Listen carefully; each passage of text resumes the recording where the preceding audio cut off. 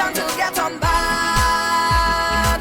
Bad, bad, bad. Boy, to get on mad and crazy inside of this party. Full intention to get on mad. Mad, mad, mad. Hey, to get on mad and crazy inside of this party. Lay hands up cause I'm feeling blessed.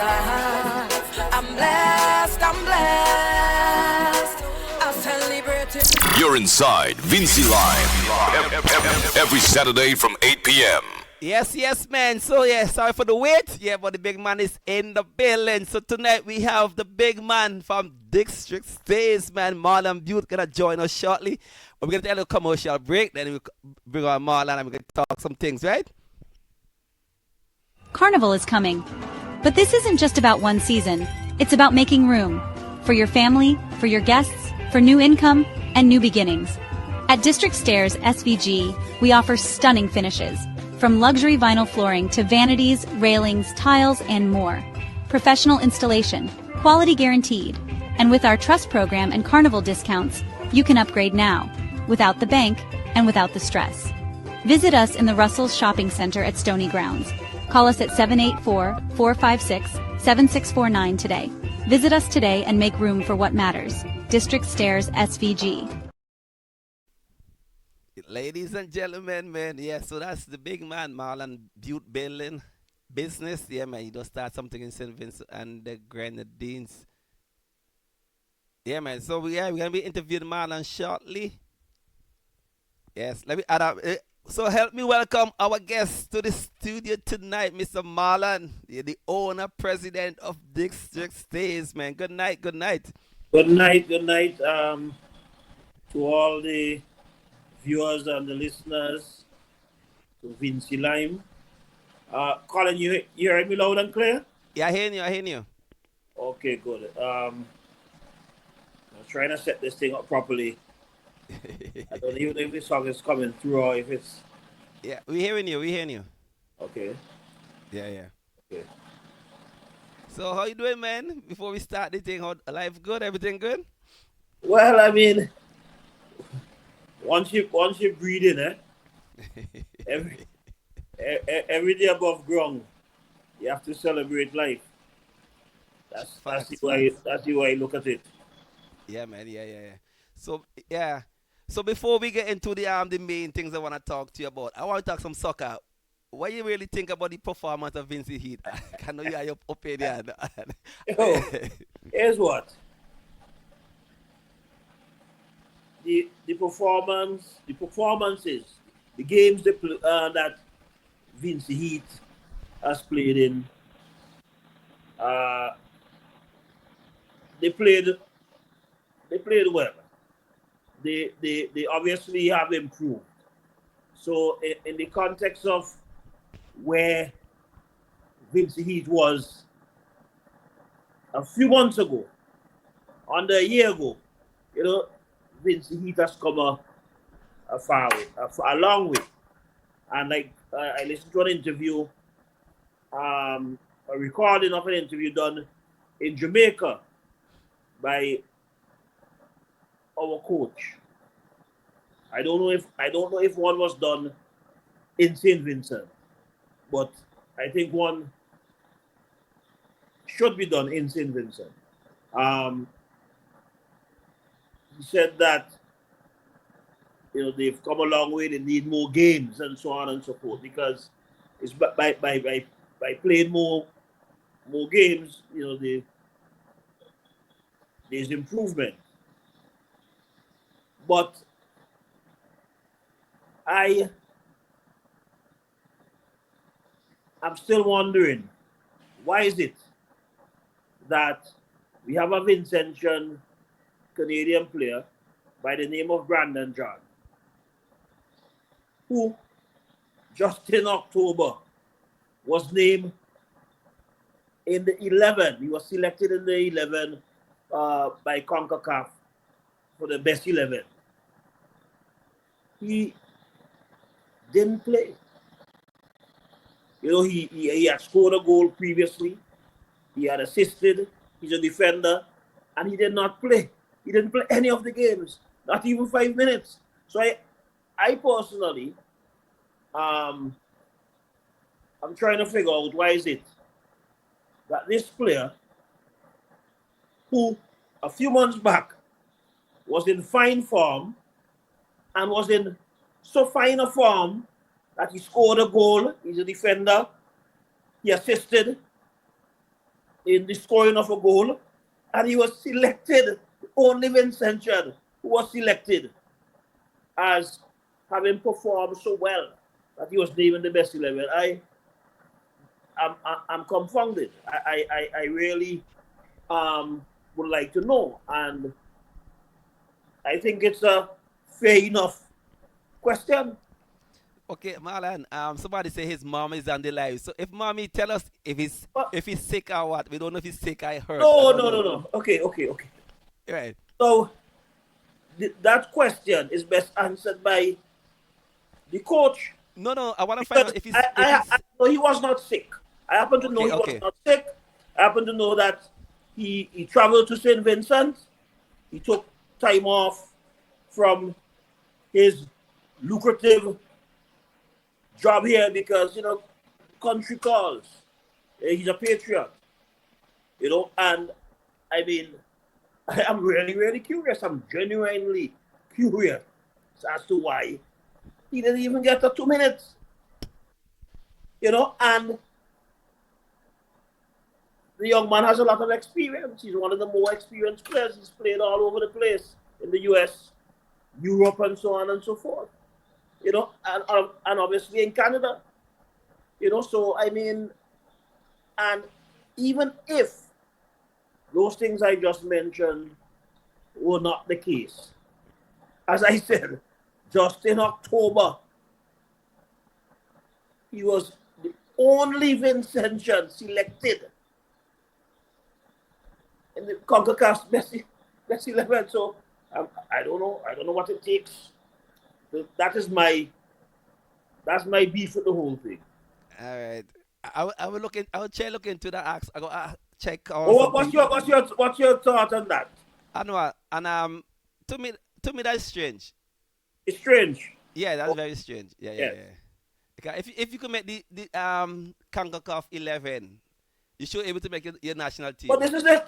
Yeah, yeah, yeah, yeah. And now I wasn't. Let me say this. Let me say this. I was not asked to make any representation or to post or anything of the sort. But once I make certain observations and I figure that something needs answers, it's my nature to, even if you tell me Marlon don't, which some people might have said, I mean, uh, I will speak. I will speak because these things really, they concern me. It's a matter of somebody's available and somebody's fit and somebody is has played well in the past. Then I mean, come on, man. Oh, you know, come Yeah. on. All Huh? right. So we're gonna leave that there because we have plenty of things to touch. So that's soccer. All right. Do you follow basketball? I need to ask you something about basketball. No, I don't Okay. follow. Okay. You don't have to follow basketball. I need to ask the question, right? Yes. Like LeBron James' son make the NBA, right? Right. And I see a lot of black people get upset about that. Say, oh, he using his power to get his son in the league. I mean, as a father, I'm thinking that's what you're supposed to do. What is your take on that? But you answer the question. That's what you're supposed to do. But I say, from a business point of view, I don't think that he would have been selected. Didn't the people who concern about money and so on see it as being something that they could profit from? You know, where he had to have been at least up to scratch to be selected. You couldn't not be have any skills at all and be selected. So um, and for me, power to another brother. Well, Make yo, some, make some money. but the thing is it though. That's how the game play. We have to understand the game and play the game how the game supposed to be played. Yeah, make some money, man. Yeah, yeah. You But know. and then too, his jersey, one of the top selling jersey, he'll make over $50 million for the club already. Well, this is it. You gotta make some money. So I mean, anything you're doing it honestly to make a dollar. I mean, I you gotta commend people, and in this instance, LeBron is known as someone who gives back to the community and so on, and presumably his son would follow in his footsteps. So that's a positive, I think. Yeah, yeah, that's very good, man. So we have things to touch. We got a lot of stuff to touch, man. So that was our take on that. I saw a big thing went viral. They were saying that the dancehall artists them help up dancehall artists, the younger artists them, and soca artists do not really help the other young soca artists. What your take on that? Well, I talk about the soca artists. Um,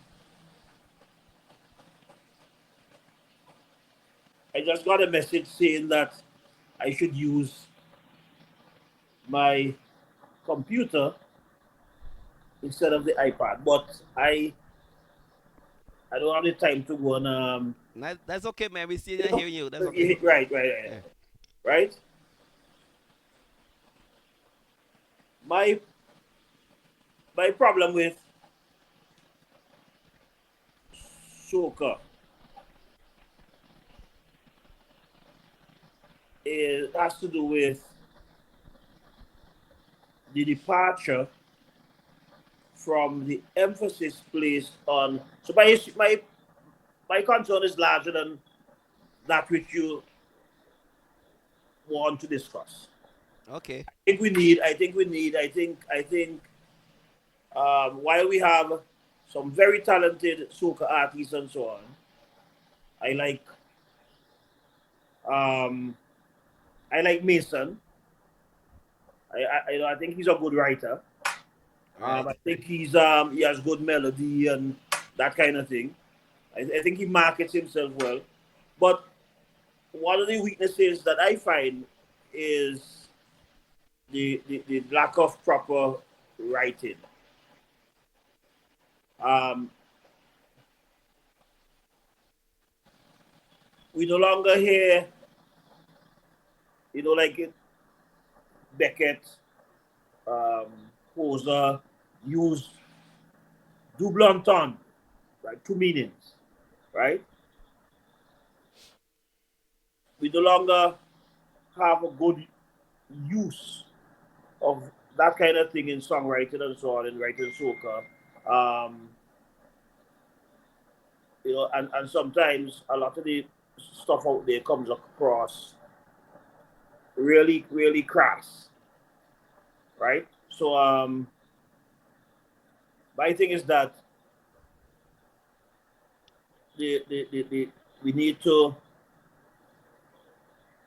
teach some of these artists how to write properly. Dancehall, I don't follow as we are you into the music business.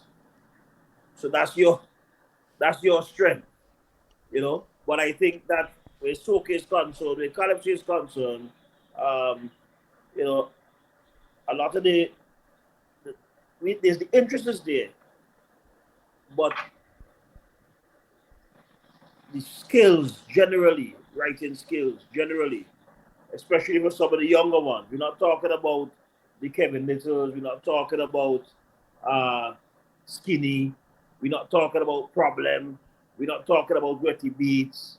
There are others out there who need some help. And I think that um, with the interest that they have, because there's a lot of interest, the creativity that we could help to shape them and mold them to be better writers so that they could come up with, a better product, better offerings. yeah. So yeah, one day we get more in depth with that one, but we just touching some stuff. So I wanna get into the meat of the matter now, man. What's your take with America? How they treating Canada? What your take on that, man? Well,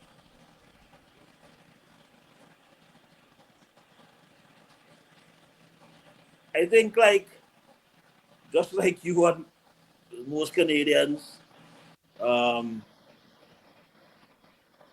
we are we were caught off guard because the relationship, even before you and I migrated, for many years, extremely close. Whether whether it's traveling across, whether it's with trade, so on and so forth, whether it's with security and military and intelligence sharing of information, been very close. And I think that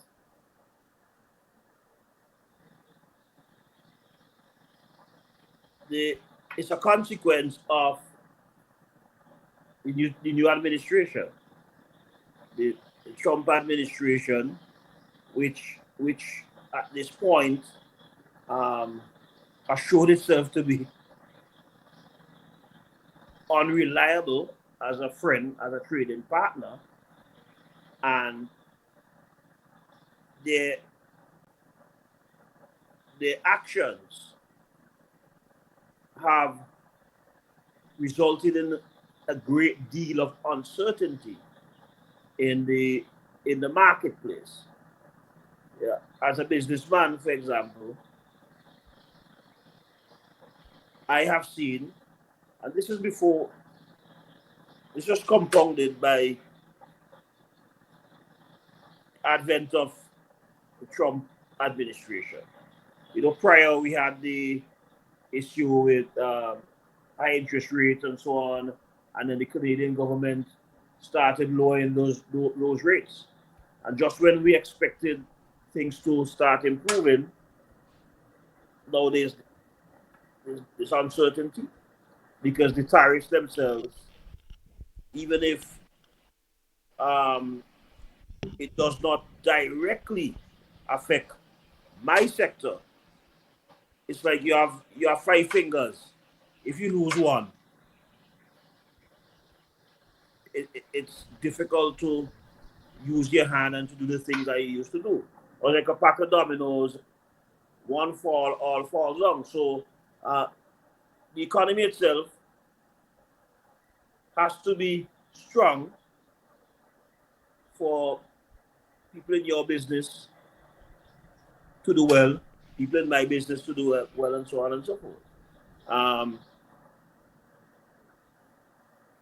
However, it's an opportunity for Canadians to produce more because Canada has vast resources, much more resources than the US, more oil than the US, and so on, more land space than the US. There's more capacity to increase production. There's more capacity for population growth, you know, migration and so on, than the US. And the government has recognized that, and they have signaled two things, which are very important. Two simple things. One, increase production, and two, increase the markets. Look for new markets, expand the markets where Canadians could sell their goods and their services. Because Canada and Canadians had come reliant on the easy market, the sure market that Canadian goods and services had in the US.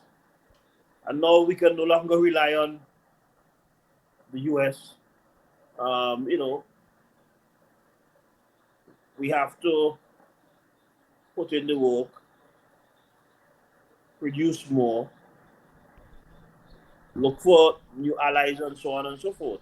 And we've seen that already. We've seen and we've heard talks along that line.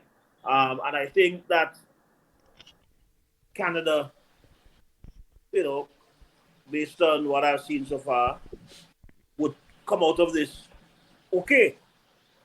I think we would come out stronger, and I think that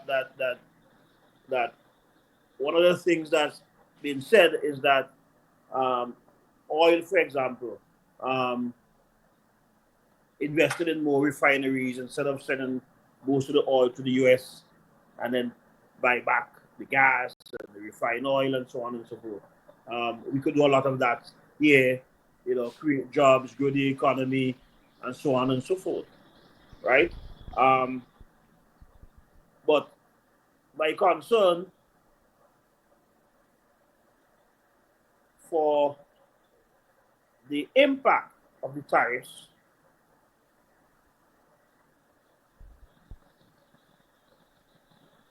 has more to do with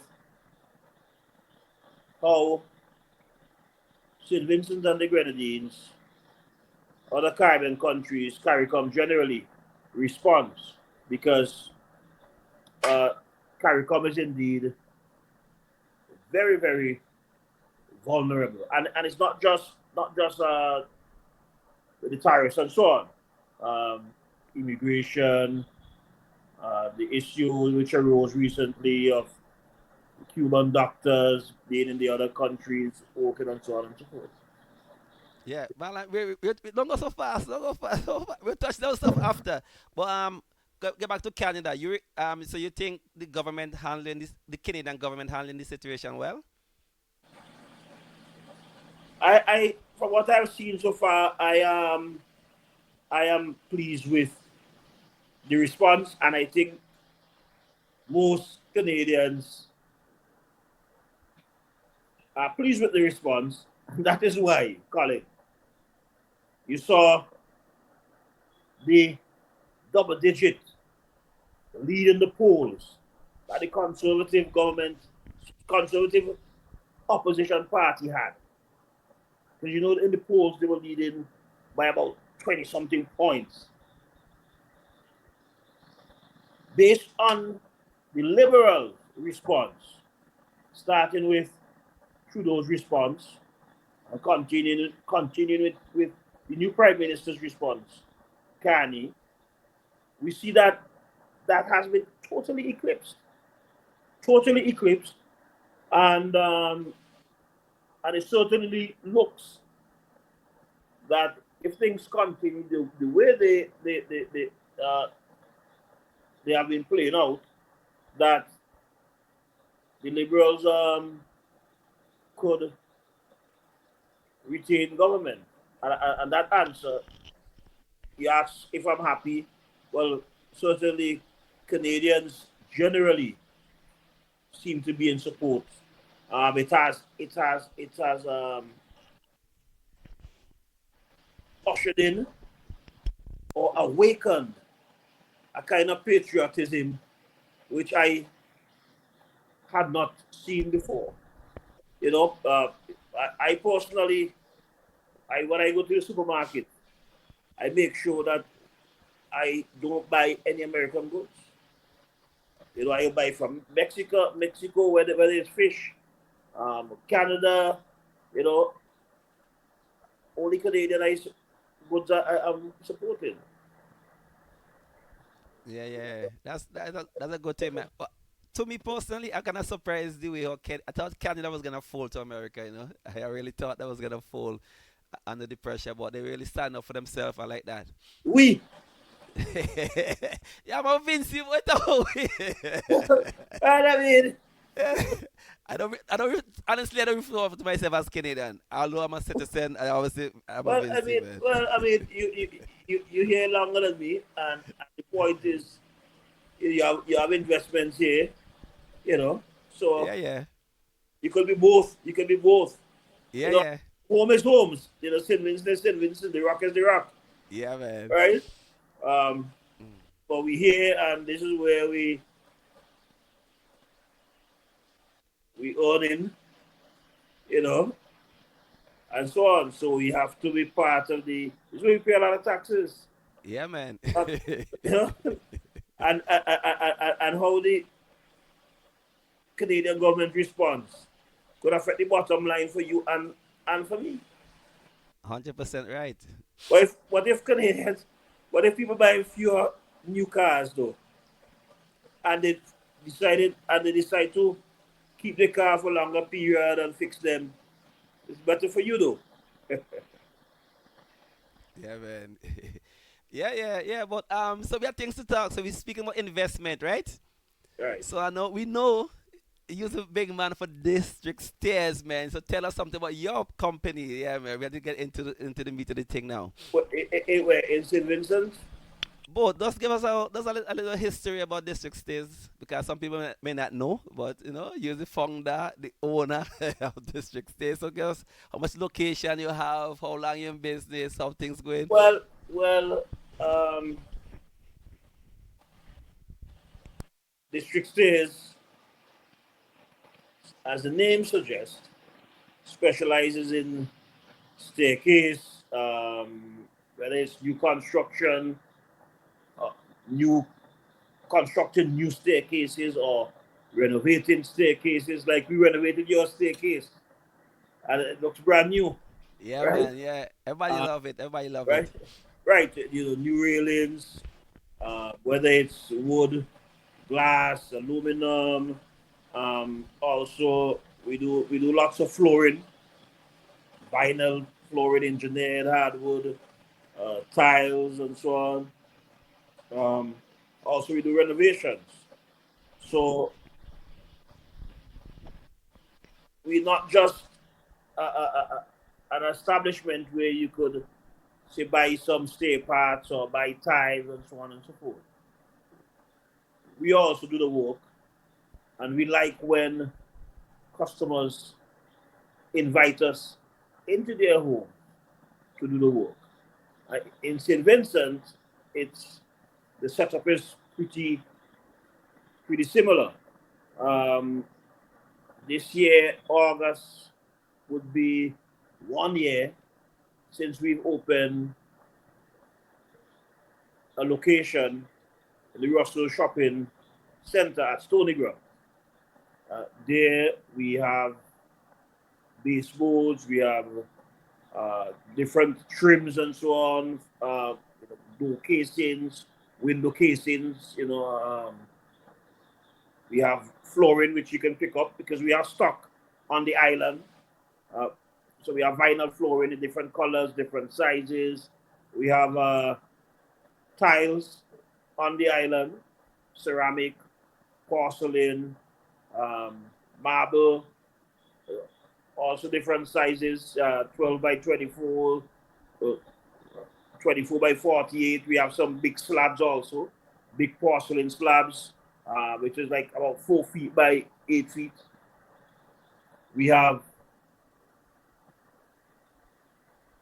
tin sets and grouts and faucets, light fixtures, and so on and so forth. And we are especially pleased with the fact that we have about 6, 7 different tin sets. And the mission is to be able to provide Vincentians with the, the information where tin sets, especially, are concerned because for many years, Vincentians have been complaining, homeowners have been complaining, business people have been complaining of tiles popping or spending thousands of dollars putting down tiles, whether it's in the hotel, whether it's in the house, and the tiles pop. A year passes, and so on, and they have to replace them.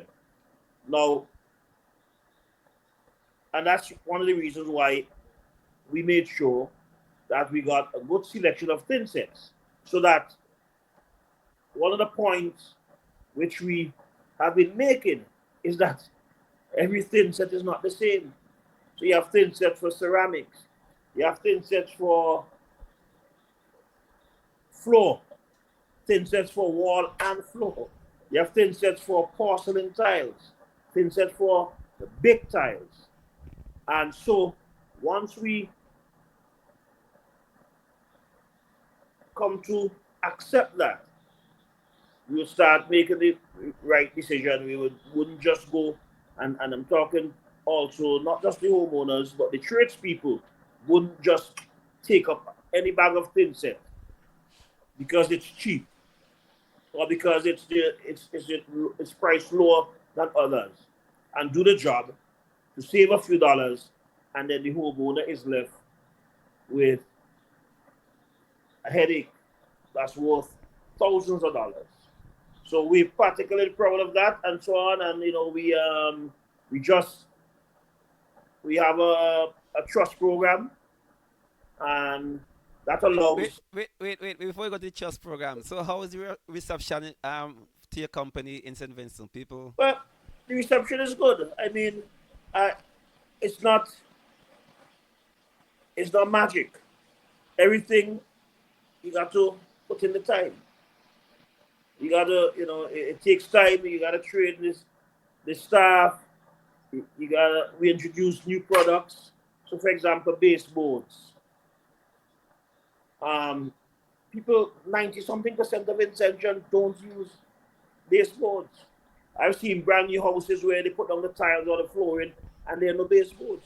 So that's Wow. something we've introduced. Um, I know some people make them, out of pine and so on, and they treat them and they paint them or they stain them and so on in St. Vincent. But unlike in Canada, where every single house would have baseboards, in St. Vincent is not the case. So the reason why I said that is that I am aware that it will take time for people to become familiar with some of the products, some of the ways of doing things, and so on and so forth. But generally, the reception has been good. It has been encouraging, and I personally would like to spend more time in St. Vincent because St. Vincent, from what I've seen so far, is right for that kind of thing. It's right. It's very right. It's Yeah. almost Boston. You know? We'll get to that. We'll get to that just now. We'll get to that. Don't worry. Yeah. So renovation is a new thing for you because I know you start with the stairs and the flooring. So renovation is something new now. No, no, no, no. Renovations before. So I was a GC before I was doing renovations, basements, and so on, kitchens, bathrooms, full house renovations before district stairs was started, Oh, okay. right? But how this thing happened, I was renovating a house in Ajax, late, probably '09 or '08 or something like that. And the homeowner wanted the staircase done. So I hired a contractor to do it. And I had to pay him a lot of money.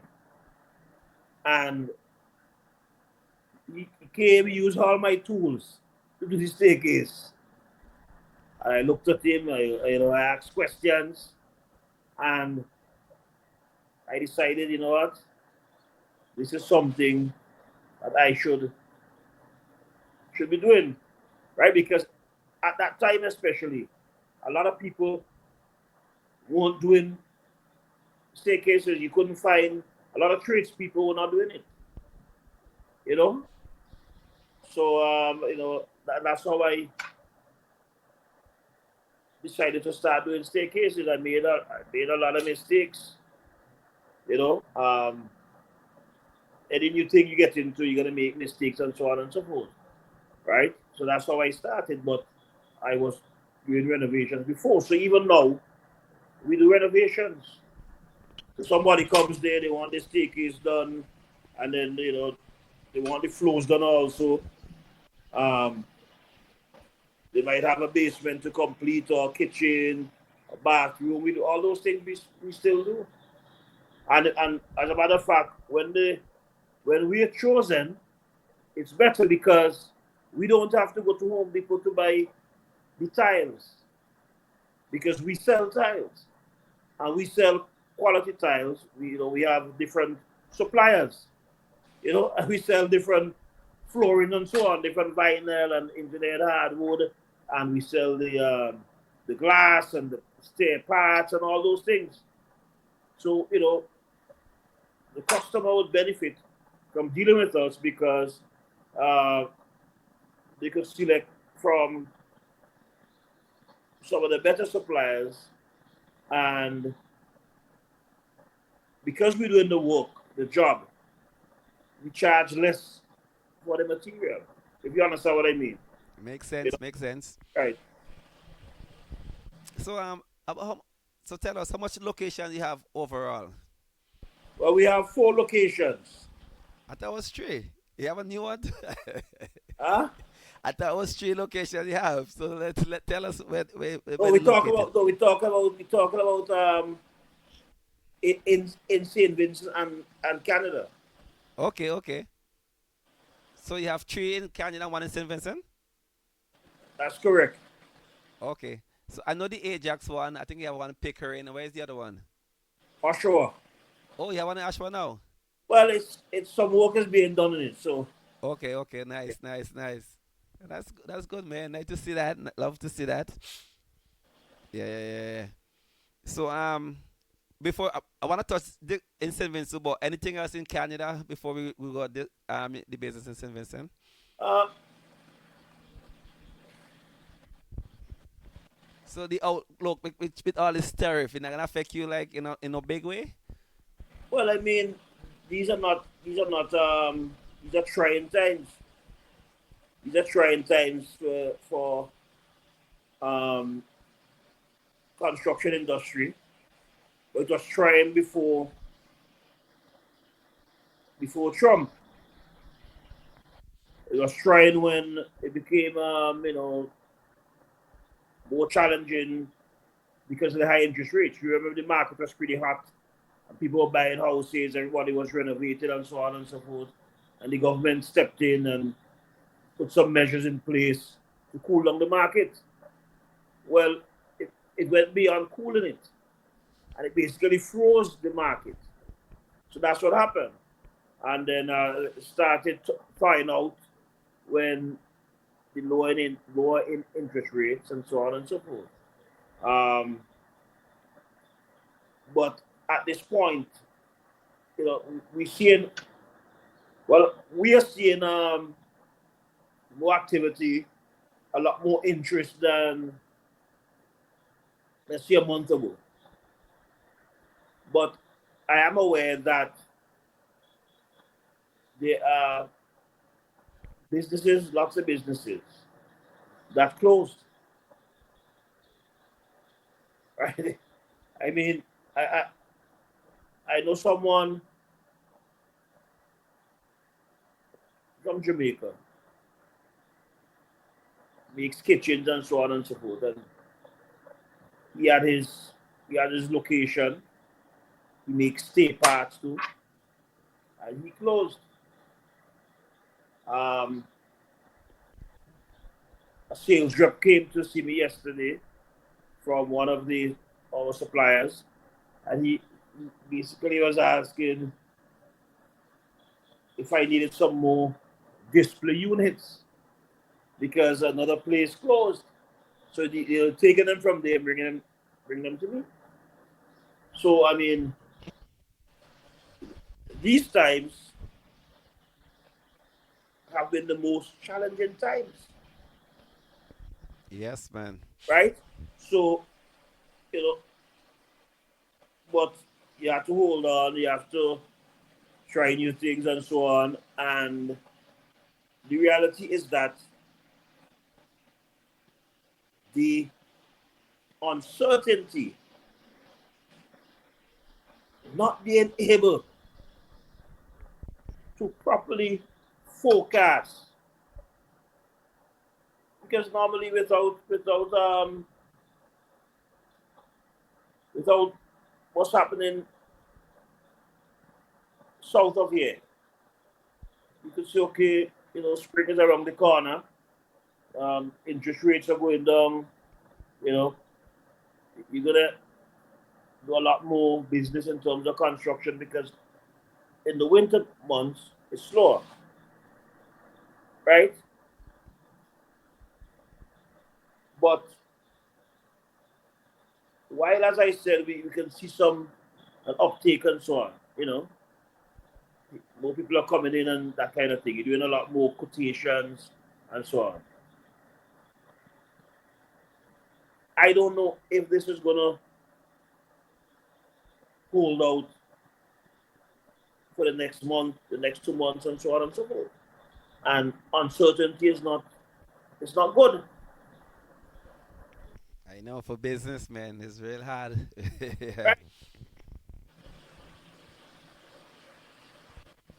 Yeah, man. So we just have to just hold the faith and see what gonna happen, you know. So Well, yeah. yeah, yeah.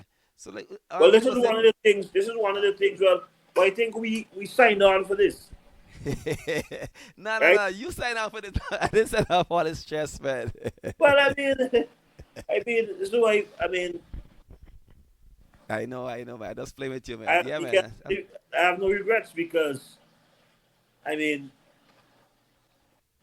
what are you gonna do? Yeah, yeah, yeah. Man, just roll Nine with to it. five. 9 to 5. That's Nah, a I that's an can't do nine ordinary to five. that's an ordinary existence. What Eh? the coach just say? What the coach just say? Well, we made for greatness. That's right. We were Right. not meant to be. We were not meant to be ordinary. We were meant to be extraordinary, Yeah, yeah, yeah, yeah, yeah. right? Mm. Like I was talking to someone, and I was saying, I was lamenting the fact that the Caribbean imports a whole set of food from the Right. US. According to some stats, it's up to like 90%, 90 plus, 92%. Some put it at 80%. And he was saying, it would take time, years for us to. And my reply was, things change the day we decide to do something about it, Facts. right? Yeah, yeah. Because, and this is one thing which you probably gonna talk about, which concerns me, is that we in the Caribbean have not treated the American departure from what we've come used to, or what we came used to over the years, with any kind of urgency, right? Um, it seems to be business as usual. Yeah, yeah, So yeah. why do you hear the Canadians and the French and the British, when they talk they're talking about producing more, forming new alliances? We're not doing a similar thing. I'm not hearing it. I know. And for me, that's a big problem. Yeah, we'll touch them all. We'll touch them all. Let me finish with next your company first. Then we're gonna touch all them things in depth, man. So I see you have a new ad. So it's, with the finance and stuff. Somebody come to your business. They don't have all the money. How that work out? Well, it's a trust program. So Right. it's based on trust. No management fees, no finance fees, no interest. We are not a finance company. Right. We are a construction retail. construction company that is willing on a case by case basis to extend our services um, on a quote unquote trust basis. So if Colin has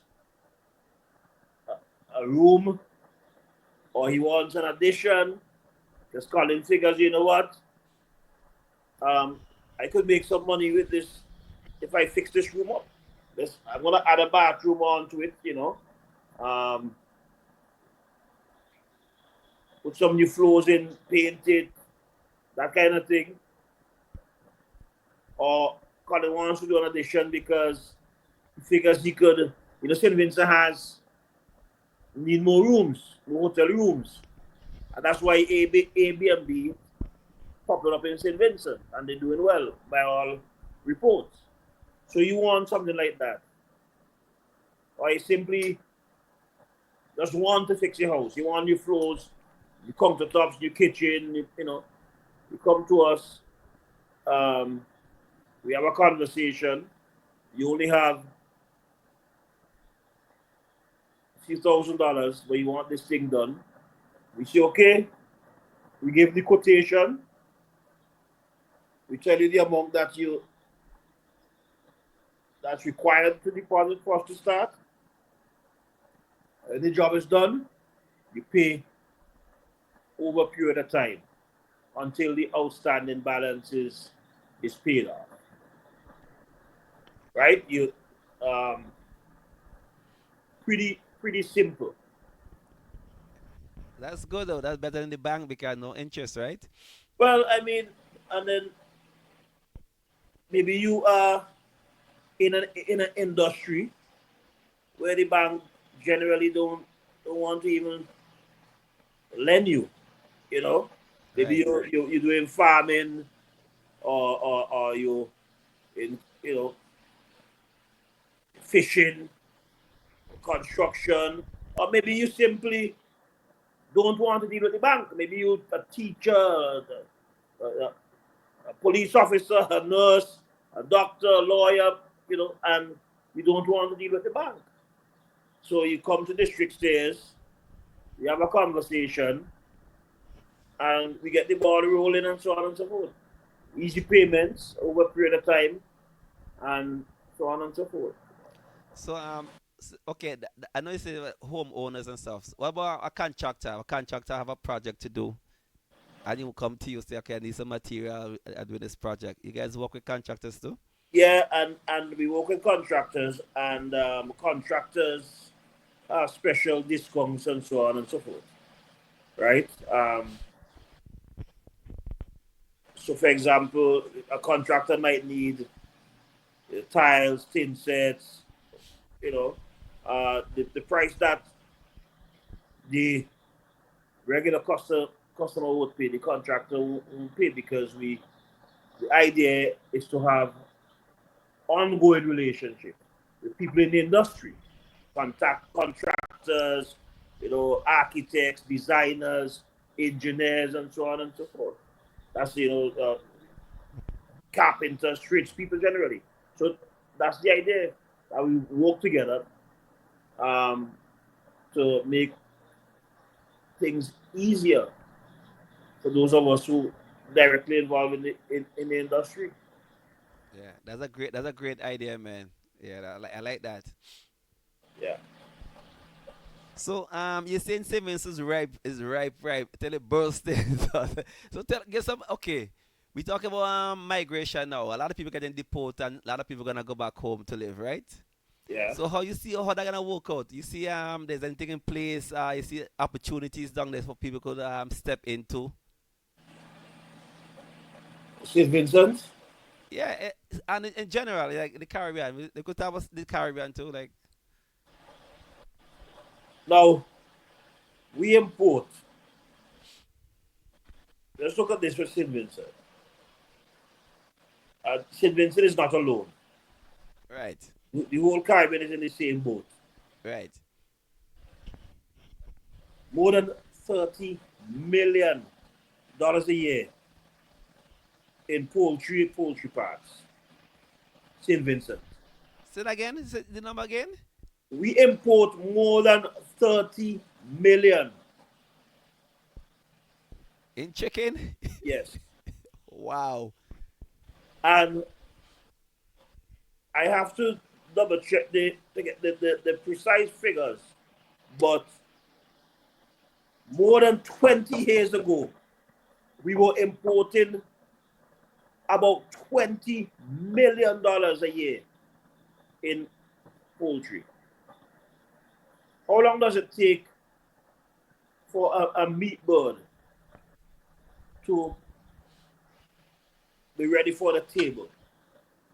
It's 6 weeks, six, 6 7 weeks. weeks. Yeah. Yet, with the obvious market for chicken, with the available lands, all the available lands we have, with a feed mill right outside the capital, ECGC, with good source of water, good electricity, with a trainable labor force, we still import. So that's an opportunity. We import carrots. We import cucumbers. We import lettuce. Most of what we consume, we import. And this is not just St. Vincent, this is the entire Caribbean. Right. Cereals. How hard is it to make cornflakes? As a matter of fact, farine is healthier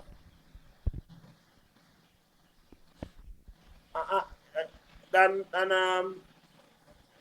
some of the cereals we consume. So, indeed, not just in agriculture, also in agro-processing. The Caribbean has, St. Vincent, there's a lot of opportunities for that kind of thing. And I would encourage anybody to, to invest in St. Vincent. As I said, Right. St. Vincent is right. St. Vincent is, Vincentians consume a lot. 100,000 people, how many supermarkets we have? In Kingston alone, you can check about 6. Right. You have 2 Bonadies, Graves, 2 Massey's. You have Randy's. You have Peppercorn, that's 7 already. Right, so I mean, I think agriculture, agro-processing, I think that could be very fruitful. But Marlon, I find the younger kids they don't like agriculture, man. Well, you see, this is where we have to begin in the classroom. Right. Teach them about the value of hard work, of economic enterprise, of wealth creation. There's a lot of money in agriculture. It's and we have to do that kind of education to rid them and expose them early of the notion that something is wrong with farming. Because It's I still think people look down on farmers and think that's well, beneath them, they look down on trades in general. trades too. Yeah, yeah, yeah. They look down on trades too. You know, They look down on trades too. And we out here, and we know that when you go to No Frills supermarket or Food Basic supermarket or Longbows, wherever you go, supermarket, and you see someone with the cart, pushing the cart with groceries, can you tell if that person is a mechanic, a laborer, a doctor, a lawyer, a teacher, a factory worker, or a farmer? Could you tell the difference by looking at their cart? Colin? No. Huh? Like, you see the difference up here, right? No, People, wait. yeah. The question, can you tell the difference by looking at the cart of somebody that what they have in there? No. You I don't can't. think so. You Right. can't. So that's the point. So whether you are in these parts, whether you are a carpenter, or teacher, whatever,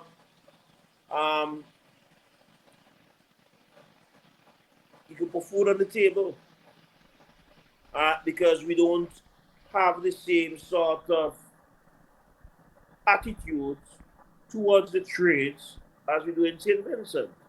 And consequently, tradespeople in Canada are better paid. You know, in the unions, I was in the union, local 183, where I had dental, allowance, benefits, optical, and so on, and vacation. I mean, it's shoes allowance and so on and so forth. The point is, we could put in the work in St. Vincent to transform how we look at the trades and farming and so on. We could do it. It's easy, but we have to have the will. We have to start in the schools. And it brings me back to the point which I've been making, and that is, I haven't heard a word from CARICOM. I haven't heard them say they would huddle together to discuss the way forward, to discuss how we become less dependent on chicken back and wings and necks out of the US. And even pork is being imported into St. Vincent. And we have pig farmers all over St. Vincent. My father is a pig farmer. And when you on the highway here and you see these trucks, these trailer trucks pass with the pigs. Oh, these pigs big like cows. Yeah. Huh? Yeah, man. Big like cows. And, yeah. I mean, those are what our farmers, those are being exported the meat, those to St. Vincent. I mean, so I don't know. So I really don't know. I mean, it's just the silence is deafening. Yeah. So, I'm waiting to hear, well, we're going to invest 20 million or 10 million, something. I'm waiting to hear some new policy of how to cut down imports, increase local production, from CARICOM. yeah. But, From the Marlon, CARICOM community, from I haven't heard anything. And for me, it's really disheartening to see the urgency in these parts, Europe meeting regularly, and with Canada also.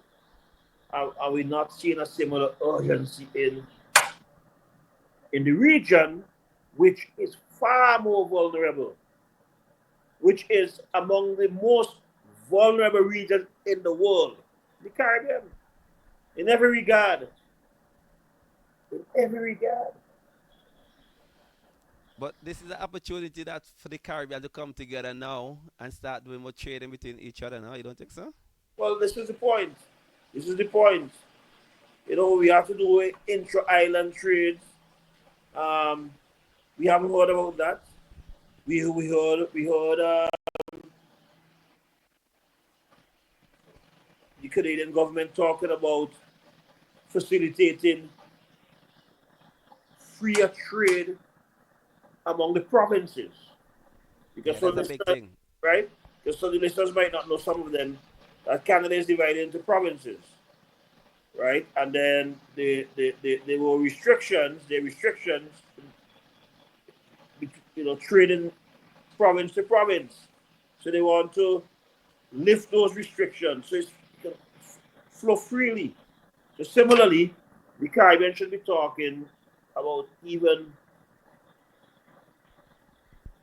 facilitating free trade. We have free trade, CARICOM and OECS, but we need to have something to to, to, to, to, to trade among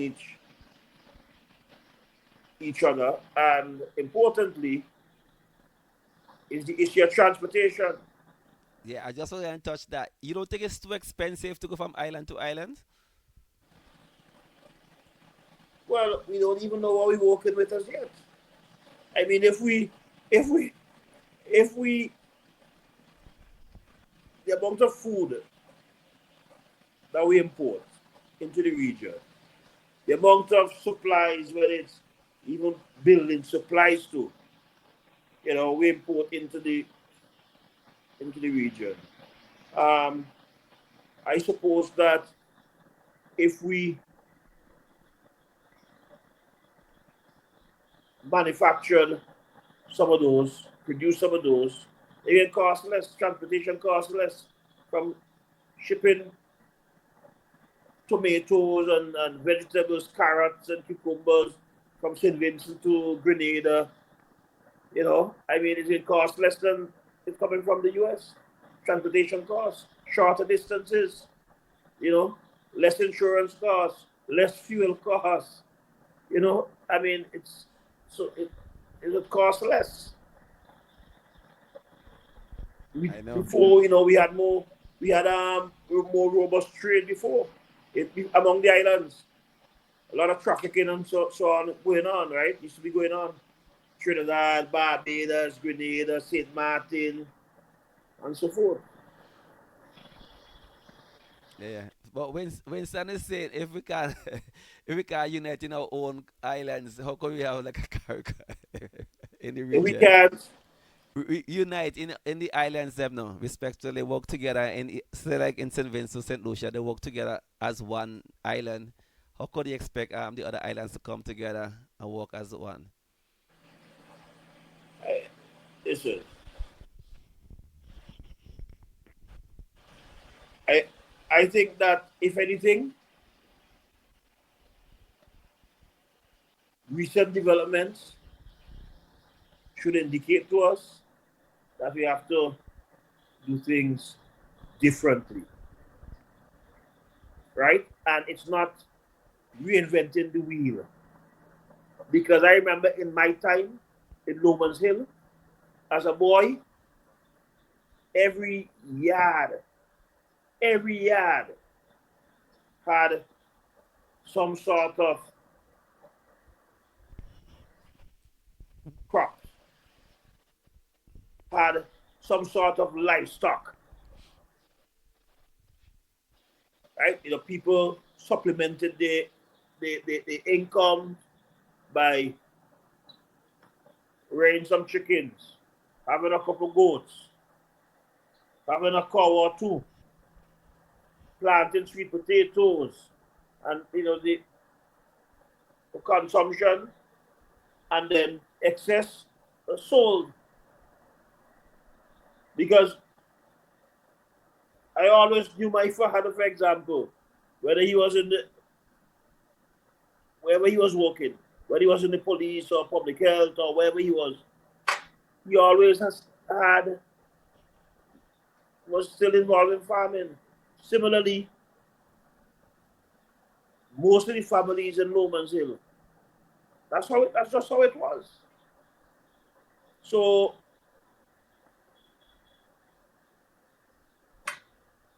getting back to basics by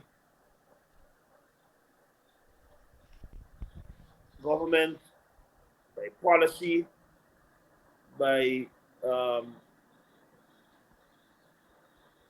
government making investments in it, by giving the technical help and so on and so forth.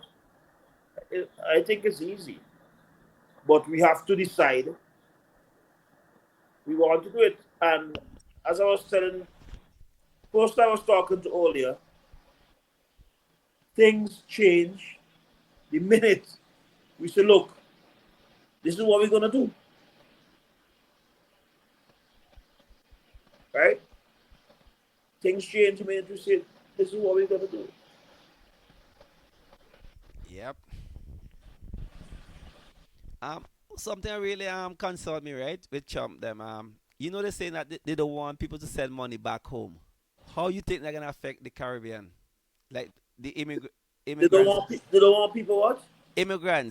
like if you have no paper in America, in Florida, they're gonna ban you. They're gonna call if you go to Western Union, one of those places, they're gonna call ICE on you and lock you up.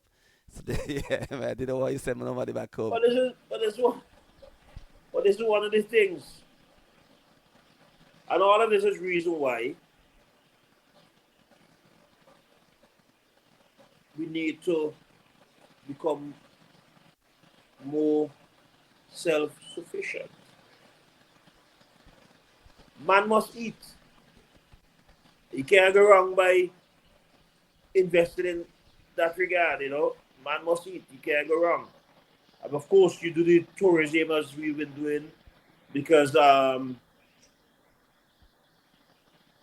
you know, tourists should always, whether it's the Canadian, Europe, Americans, and so forth. But we could make ourselves much less vulnerable by cutting the imports, and it's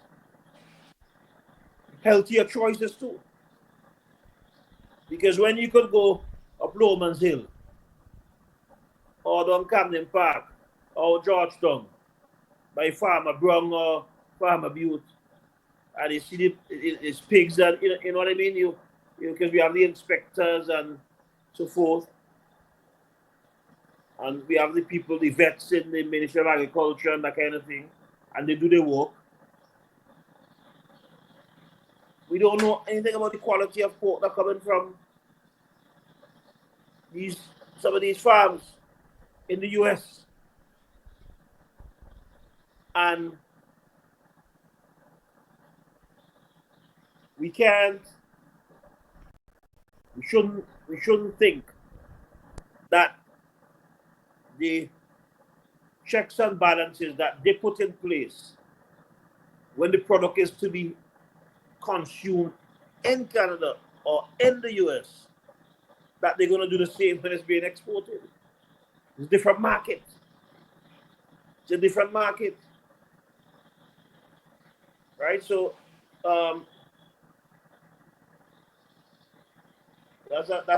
that this particular subject about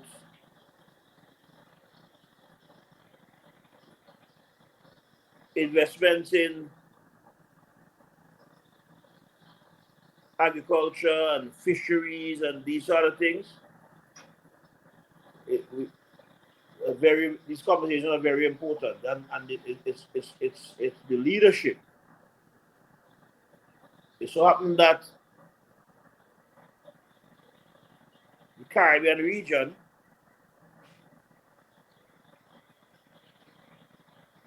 and all these Caribbean islands since independence, most of them have had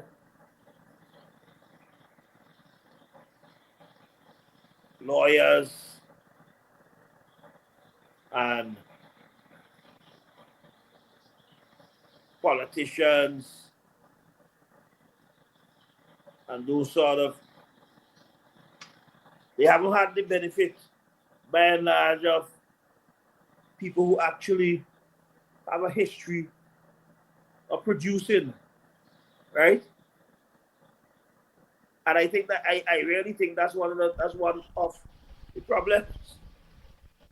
One of the problems is that in the Caribbean, I think one of the challenges is we have the intellectual, you know, hypothesize and theorize and the write and the talk. So You know? say, more talking and action. You just said it. So come back to what we was talking about sending money back home. Winston was saying it's easier, you just get somebody who's legal in America. Oh, you got somebody can then thief your money. But I'm not gonna say that cause problems, no? It cause problem, but not just that. If it is a crime, if the government says, look, you, Marlon,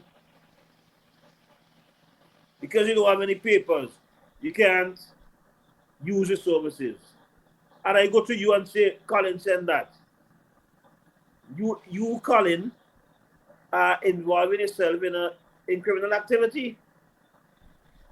Because you're helping me to break the law. I didn't look at it that way. That is right, but that's what it is. I have my money, which in the first place I got under the table, right? I'm not supposed to send it to St. Vincent, and I find somebody to send it for me. That's breaking the law. And then what's going to happen is that you might end up having to, because the system is things evolve, and then you would have to declare where this money came from. At the end of the year, they may want to put on your taxes, right? But all of this too, where did Colin get this money? And then it's not $1 million and $2 million and $3 million and $4 million and $10 million we send.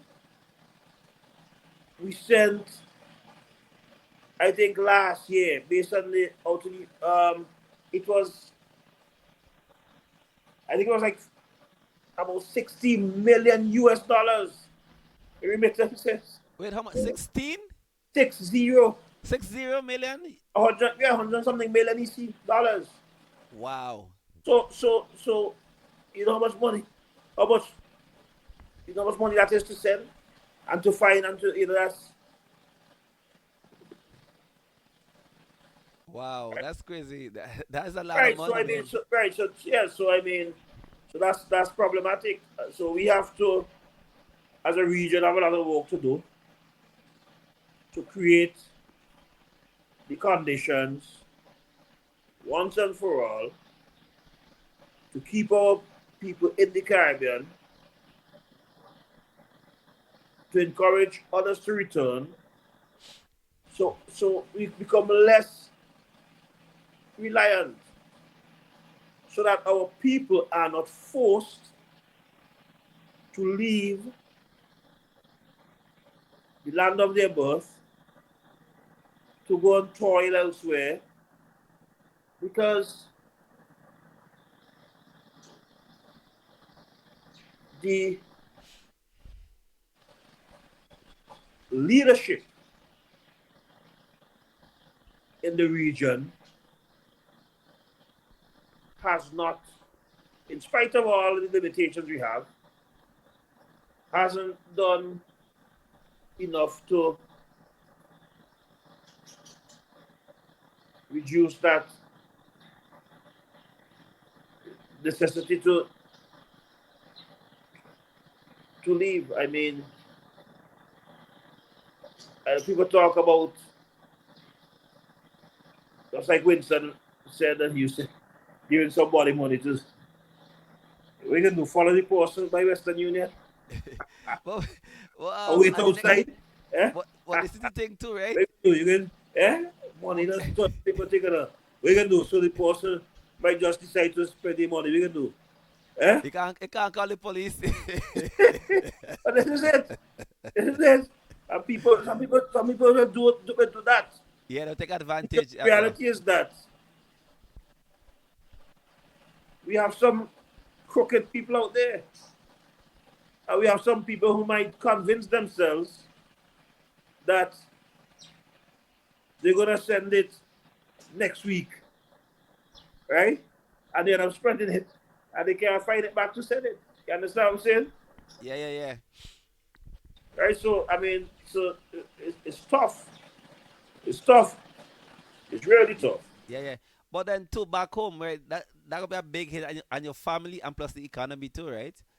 Well, because so many Vincentians rely on that. You rely on the money they send back for friends, for family. Some of these same Vincentians actually send money to buy land, to pay for their loans, to build and so on. And it's not just money; it's barrels and all sort of stuff too.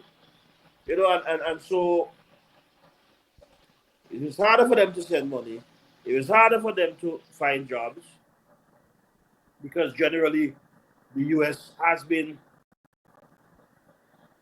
stepping down on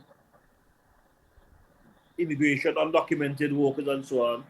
People are gonna be people scared. People are scared. People are scared. The people who have the green card, who have the permanent residence, who landed in the US, they're scared. They're scared that they might say something or they might be picked up and just. They're scared. So I mean, and if you're scared, if you're not in a place where you can go about and look for work, or where you have to be walking home and you're wondering, that's not. It's not a way to live, and certainly you can't prosper under those sort of conditions. I know it's tough, man. Yeah, it's tough, and I could imagine how some of our brothers and sisters um, who are yet to regularize their status, how they feel, and these are just like you and I, just people who want to do better, just who have some ambition, right? Committing no crime, good Right. decent people. That's it, and that is why it upsets me that you have people in the US, some black people like you and me, some who came out of St. Vincent, some from Grenada, some from other parts of the Caribbean. And they actually support this kind of thing. They support it, they celebrate it. Truly, they have forgotten from whence they came. And then, some of these same people want to influence us, and so on. And they help to create this veritable mess that we see in veritable mess. Things like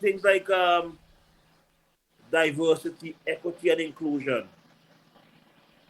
which is simply sought, as it says,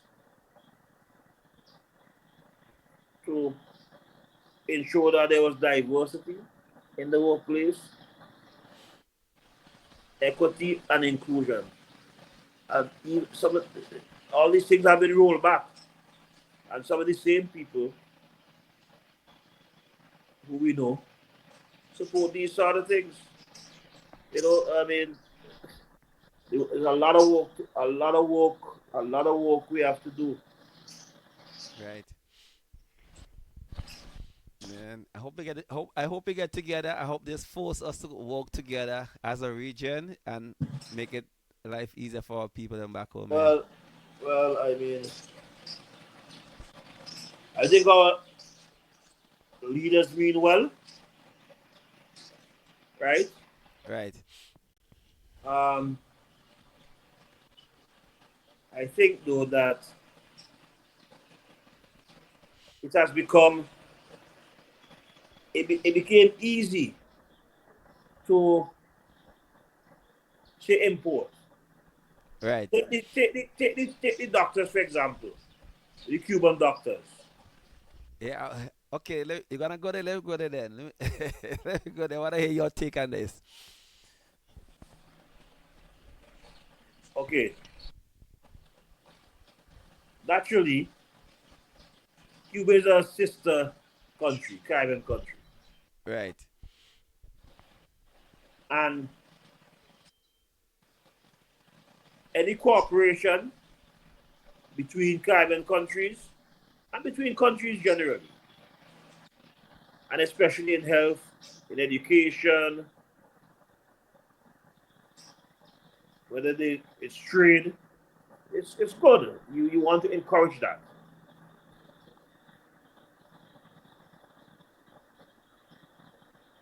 And therefore, I have no issue with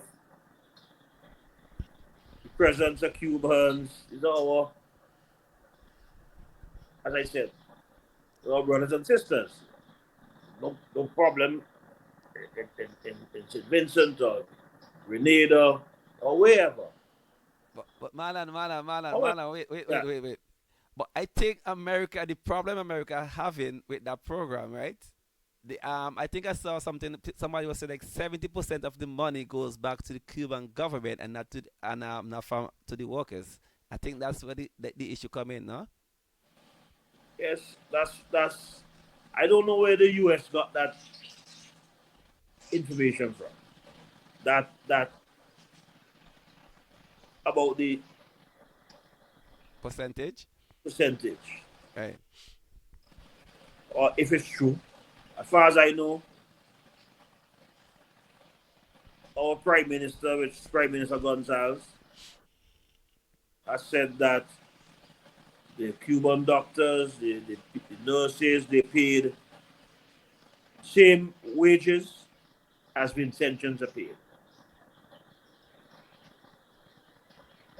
In any event, my duty as as a Vincentian, first and foremost, is to my country, right? My allegiance, and I can't prosecute our government. I can't prosecute Caribbean government. I will not be party to building a case or to even suggesting that as the US State Department has said, that it's human trafficking. If they could build that case all by themselves if they want to build that case. What I could say is that just like Barbados has been able over the years to come to a point where it has doctors in diverse areas and so on, different specialties. So much so that you can go to Barbados from one of the other islands if you want, top-notch treatment. It's more advanced than the other islands. I think we should be looking to Barbados to their example.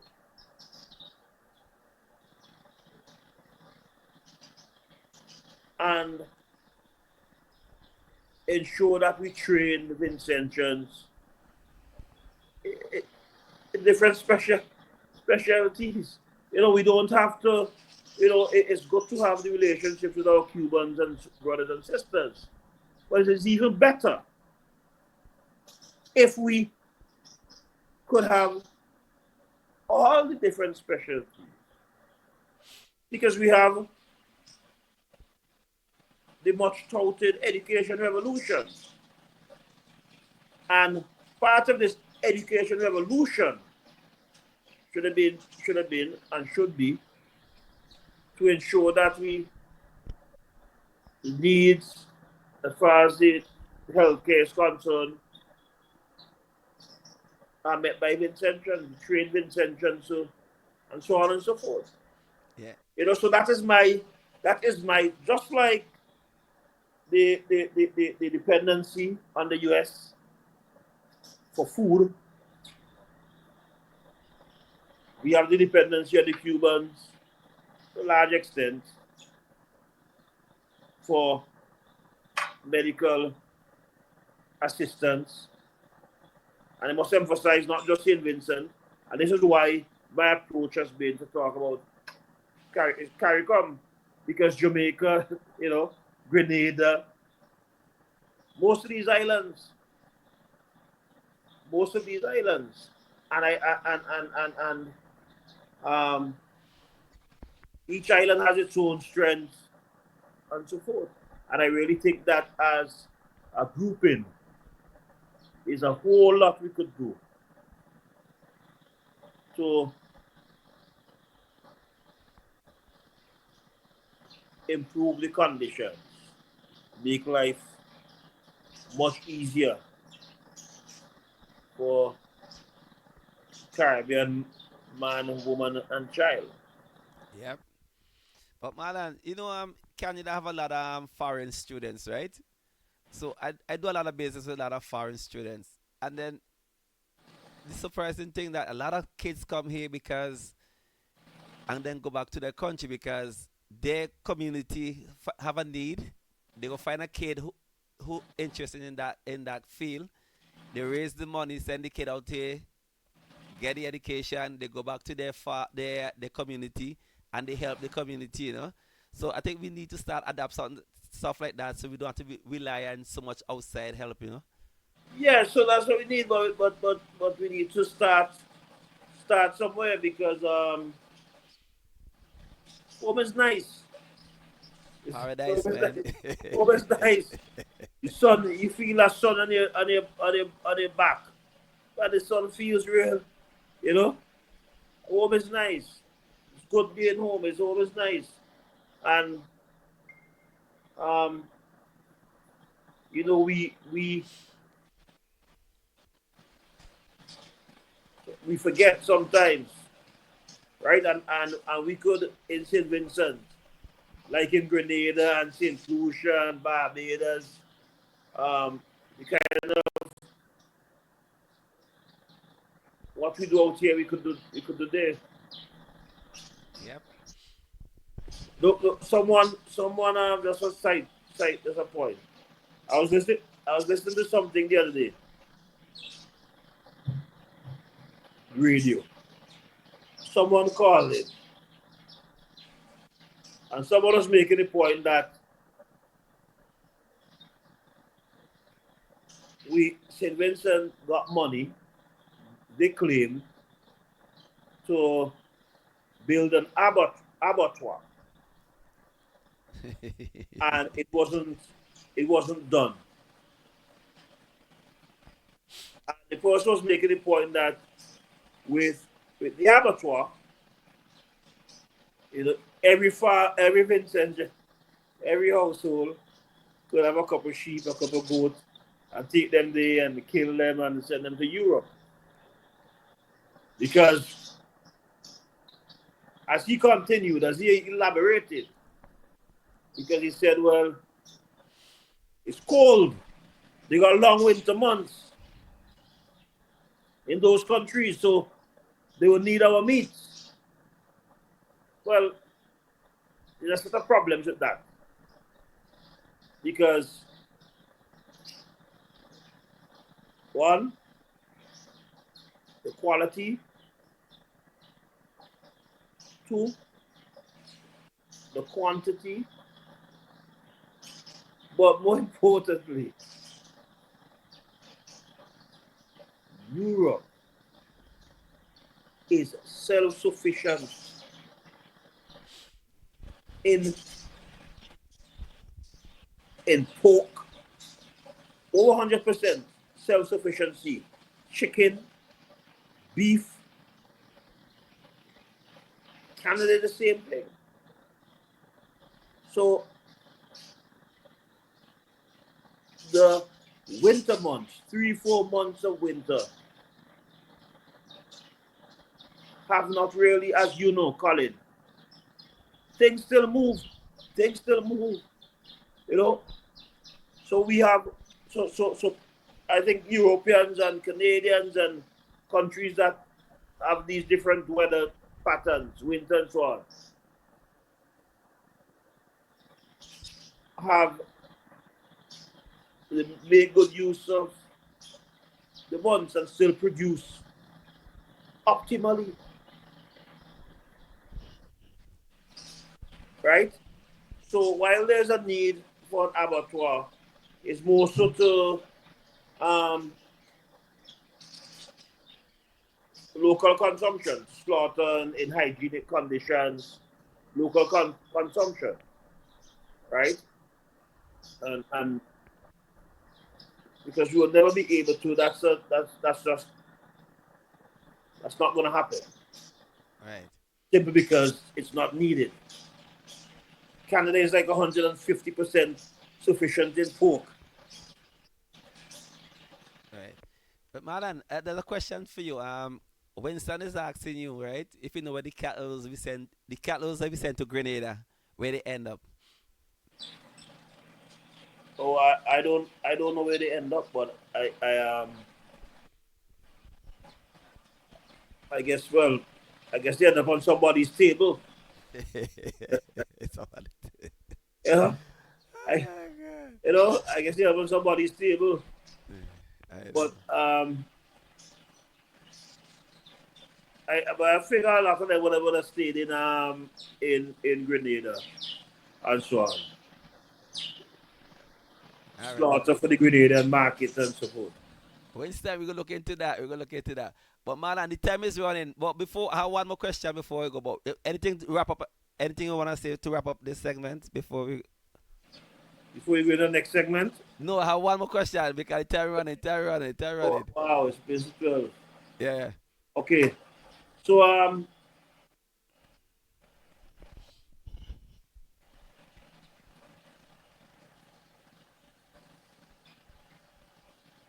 just to reiterate that there's a lot that we could do as a people, as a region, to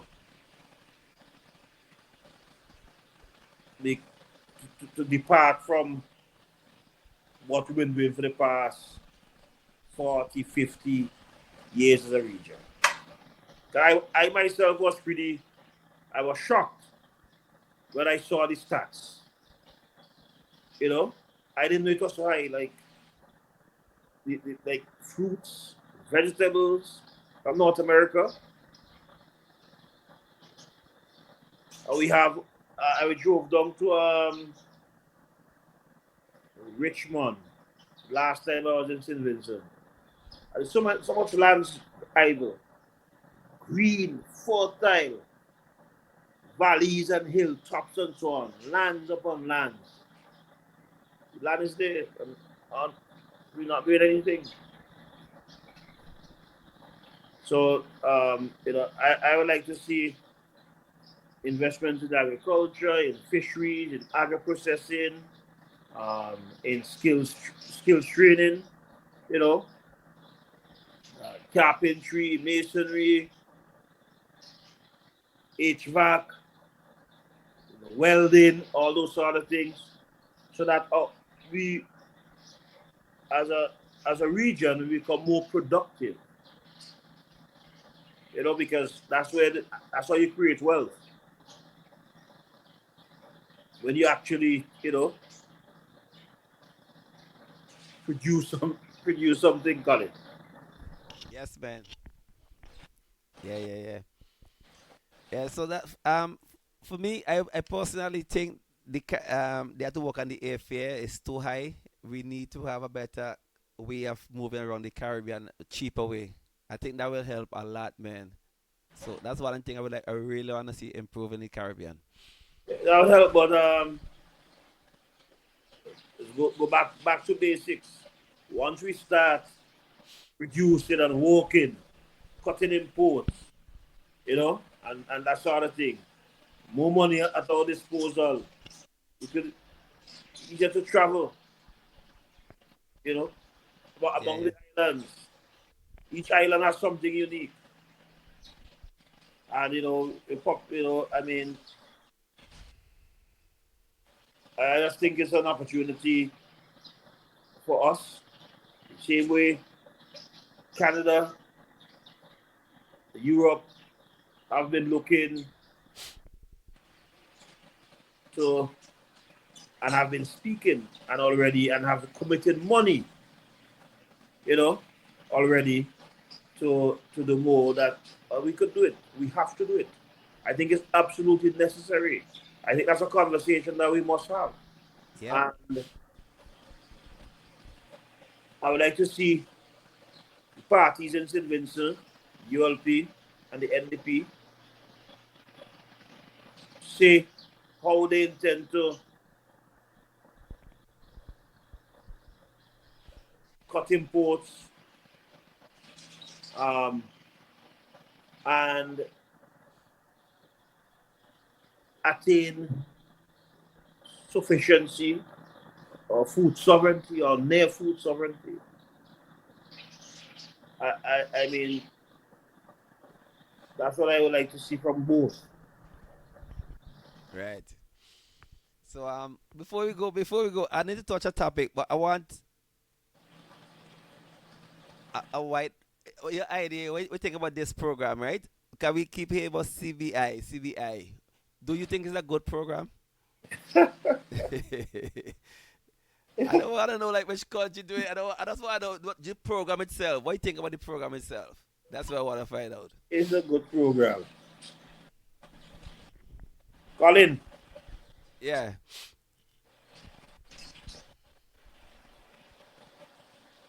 now that same program, I think it was Grenada, one of those countries. They made $1 billion I think it's in a year. 1.5. I think it's Huh? 1.5. I think it's 1.5 they make. Yeah. Billion Yeah. in a year. Yeah. 1 year. That's a lot of money. That's a lot of money for farmers, fishers. A lot of money for district stairs. Yeah. I mean, the point is, if you have that program and you have that kind of injection of money in any country,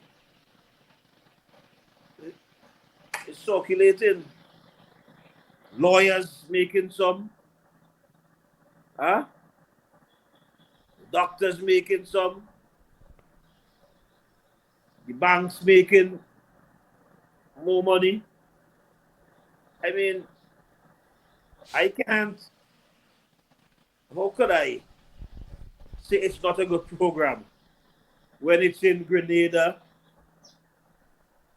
St. Lucia, Dominica, Antigua, St. Kitts, if they have it, and they've had it in St. Kitts' case. St. Kitts had it since in the 80s. So I mean, that revenue from the CBI program helps to sustain the OECS, the dollar, right? Yeah.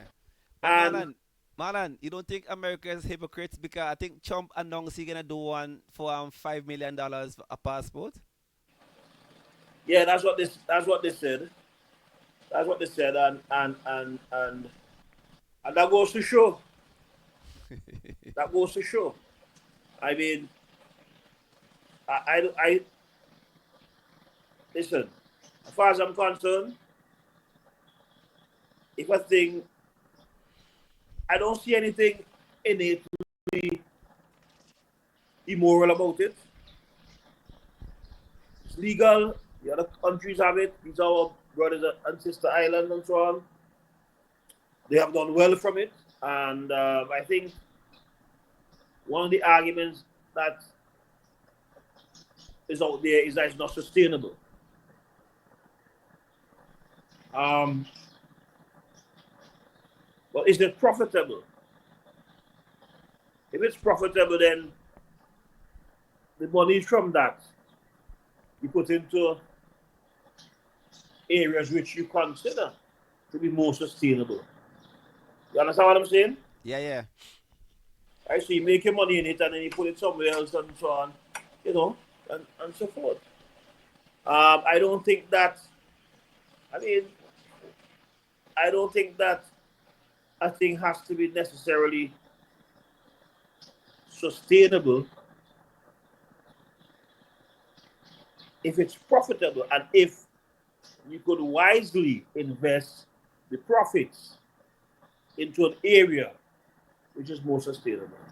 Or you could, when you invest in hospital, you put it in hospital or schools, scholarships, in agriculture, in vessels for fishers, in roads. I mean, we, we only have to look to the example of the other islands to see whether it's good or not. Right. What do you think? Me personally, yo, money without interest is always good money, man. That's See that? like, All good money. yeah, like for me, that's just do your research and you just you work on what you have to work on and get it done, man. That's me. I don't know, but yeah, man. Marlon, it was a pleasure having you on Vinci Live, man. I wish you had more time, Yeah, and spread the word, family, friends. If you have that room that you want to fix up, or you want that addition, or you want some new floors and your kitchen, your bathroom, or you want your walls painted and so on, talk to us at District Stairs. You don't have to have all the money because we are willing to trust you. We're willing to trust you so that you could add value to your property, add value to your home. Okay?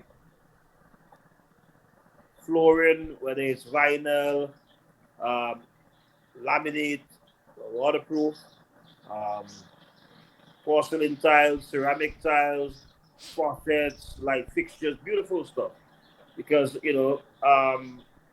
I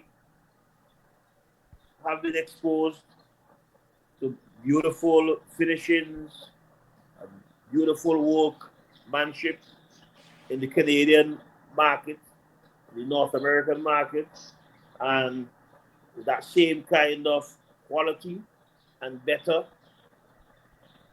that we are intent on delivering to Vincentians. Check us yeah, out. yeah, man. Check out Dexter's. Go support the man, man. Yeah. Yeah, we gonna run the ad again. We run the ad again and push the thing for you. Keep it up, man. How many years you doing this now? I have no man since COVID we doing it. Let's go in. Yeah, a couple of years now we're doing it, man. Yeah, that's good. Yeah. Got it. Yeah, man. It's a pleasure having you, and all the best in your business, man. I working on a bad soak, eh? Oh, are you gonna sing it or are you writing it? Well, sing man, I mean, that I sang in Barbados. Well, of course, I sang in St. Vincent. I sang in Trinidad. You don't know all of that, man? No, I didn't know that. I didn't know that. I remember I left long time, you know. I left St. Vincent Uh, long that, time. that was when I was at UE. At university. Mm. Yeah. So I'm working on something.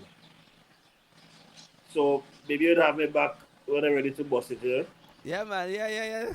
Come true, man. You come in the studio. You come in the studio. Yeah.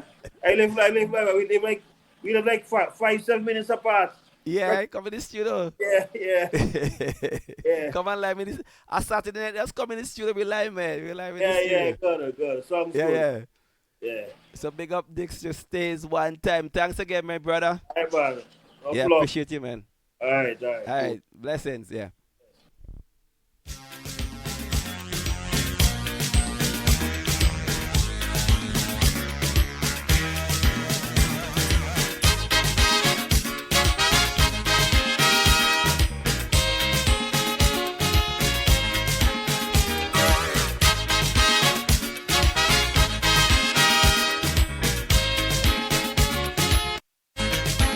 Yeah, man. Beautiful Vincy, I met in a party. She was looking irie, so I start to chat she. It's nice to see somebody you grew up with, man. Doing some big things, man. So big up Marlon one time. Hope you guys enjoy the conversation, man. You know, Vincy Lem, we like to do things different each and every Saturday. A beautiful Vincy, I met in a party. She was looking irie, so I start to chat she. She said, listen, Mr. Southman, if you're looking for some action, well, it's me alone. Oh, don't forget, we got some conversation to have, man. Come on, she said, rock me, Marcia, boy. rock me. Don't stop, she said, rock me body. Pussy, come rock me body. A young Vincy doing big things out here, man.